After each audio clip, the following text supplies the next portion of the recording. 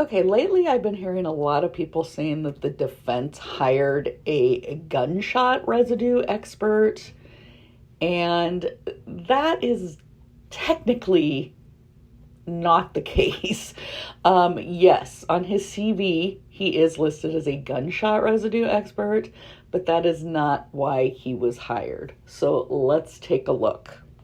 Okay, so Nodal is being brought in support of the defense's objection to the state's motion in limine to have the demonstrative exhibits. So that is that 3D model that they want to include of the house. And then it sounds like also some virtual modeling that they did of the 2 bedrooms that the victims were in. So you can see right in the title, admissibility of demonstrated exhibits and memorandum in support. So this memorandum in support is coming from Matthew Nodal, and it's in support of the defense's objection. So when you start reading through his declaration, it becomes very clear that it's not about gunshots or being a gunshot residue expert.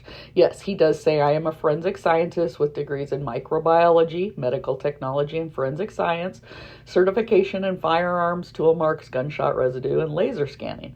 My total experience includes over 38 years working exclusively in forensic science as outlined in the attached CV. He says, I have been retained as a consultant by the defense in Mr. Koberger's case.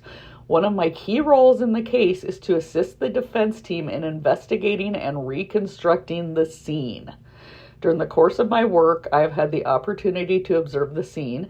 I conducted a 3D scan of the scene at the first opportunity provided to the defense. The purpose of 3D scanning a scene is to understand and depict the way a scene appeared and to be able to troubleshoot that scene in a 2-scale manner. And I will let you pause and read the rest of this. So then I also cited 7, where it says, recently I was made aware that the state had intended to use the previously unproduced data from the second set of 3D scans to build a replica model of the residence and associated topography for trial. And you can pause and read the bulk of this, but number 11 I highlighted. And it says, once the download has been completed, the analysis will take approximately 1 to 2 days to assess the scan data. After my analysis of the scan data is complete, I will need to arrange a viewing of the exhibit and a description on how the scan was translated into the actual physical exhibits to be provided. So as you can see, he has not been retained with anything to do with gunshots or gunshot residue.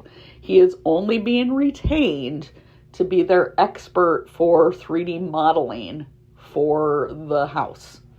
He is going to provide his own 3D modeling analysis, but they also want him to look over the states, and they are using his analysis to try to get the states to be excluded from trial.